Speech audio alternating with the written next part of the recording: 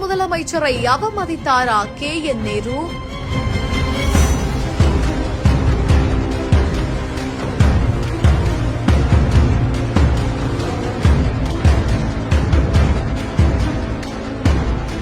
மாநாட்டின் மொத்த பொறுப்பையும் கையில் கொடுத்தும் மேடையிலேயே நடந்த அதிர்ச்சி செயல். சட்டென மாறிய முதலமைச்சரின் முகம்.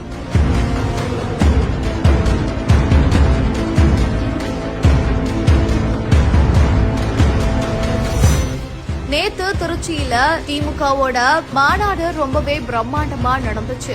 இந்த நிலையில தான் இந்த ஒரு மாநாட்டோட மொத்த பொறுப்பையுமே KN நேரு தலைமை தாங்கி நடத்திட்டு வந்த நிலையில மேடையில அங்க இருக்கக்கூடிய அமைச்சர்களுக்கு பொன்னாடை போர்த்திட்டு வந்த நிலையில துணை முதலமைச்சரான உதயநிதி ஸ்டாலின் தானும் எழுந்து நின்னுருக்காரு.